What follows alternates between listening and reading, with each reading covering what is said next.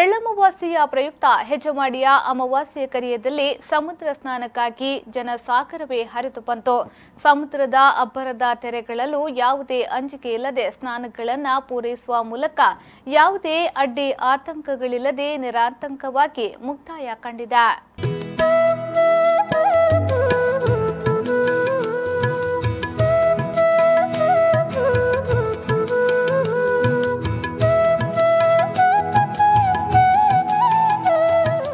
ಈ ಬಾರಿ ಎಳ್ಳಮವಾಸ್ಯೆ ಬಹಳ ಗೊಂದಲದಿಂದ ಕೂಡಿತ್ತು. ಒಂದು ಕಡೆ ಎರಡೆರಡು ದಿನ ಎಳ್ಳಮವಾಸ್ಯೆಯಾದ್ರೆ ಮತ್ತೊಂದು ಕಡೆ ದುರ್ನಾತ ಮಿಶ್ರಿತ ಹಸಿರು ನೀರು. ಈ ಎಲ್ಲದರ ಮಧ್ಯೆ ಈ ಬಾರಿಯ ಅಮಾವಾಸ್ಯೆ ಸಪ್ಪೆಯಾಗಲಿದೆ ಎಂದು ಭಾವಿಸಲಾಗಿದೆಯಾದರೂ ಈ ಎರಡು ಕಾರಣಗಳು ಭಾನುವಾರದ ಸಮುದ್ರ ಸ್ನಾನಕ್ಕೆ ಅಡ್ಡಿಯಾಗಿಲ್ಲ. ಶನಿವಾರ ದಿನವೂ ಕೆಲ ಮಂದಿ ಹಸಿರು ಮಿಶ್ರಿತ ನೀರಿನಲ್ಲಿ ಸಮುದ್ರ ಸ್ನಾನ ಪೂರೈಸಿದ್ರು. ಭಾನುವಾರ ಸಮುದ್ರ ನೀರಿನ ಬಣ್ಣ ಸಹಜ ಸ್ಥಿತಿಗೆ ಮರಳಿದ್ದು ಸಹಸ್ರಾರು ಮಂದಿ ತೀರ್ಥ ಸ್ನಾನ ಪೂರೈಸಿದ್ದಾರೆ.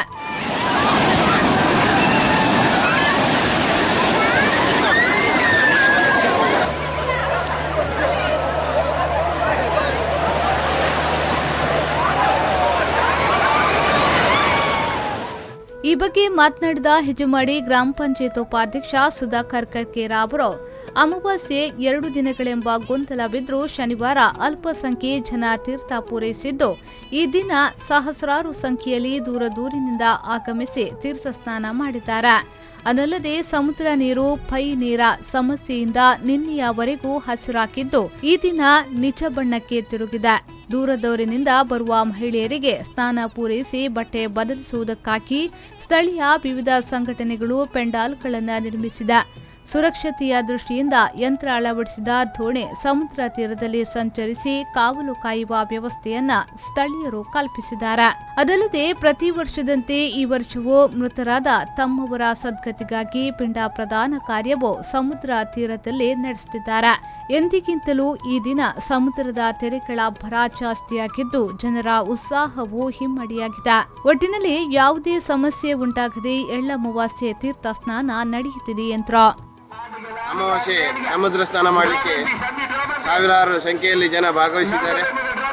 ಇಲ್ಲಿಯ ವಿಶೇಷ ಅಂತ ಹೇಳಿದರೆ, ನಿನ್ನೆಯವರೆಗೆ ಸಮುದ್ರದ ನೀರು ಹಸಿರು ಬಣ್ಣದಿಂದ ಕೂಡಿಕೊಂಡಿದ್ದರೂ ಇವತ್ತು ಶಾಂತವಾಗಿ ಶುದ್ಧ ನೀರಾಗಿ ಪರಿವರ್ತನೆಯಾಗಿದೆ.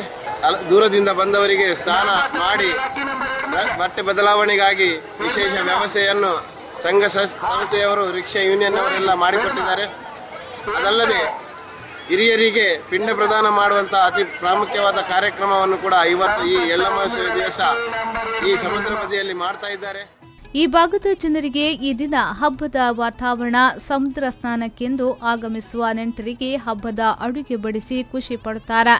ಜಾತ್ರೆಯ ಮಾದರಿಯಲ್ಲಿ ನಡೆಯುವ ಈ ತೀರ್ಥ ಸ್ನಾನ ಪ್ರದೇಶವಾದ ಅಮಾವಾಸ್ಯೆ ಕರಿಯಾತಲ್ಲಿ ವಿವಿಧ ಬಗೆಯ ಸಂತಿಗಳು ಆಗಮಿಸಿ ಹಬ್ಬದ ಕಲೆಯನ್ನ ದ್ವಿಗುಣಗೊಳಿಸಿದೆ.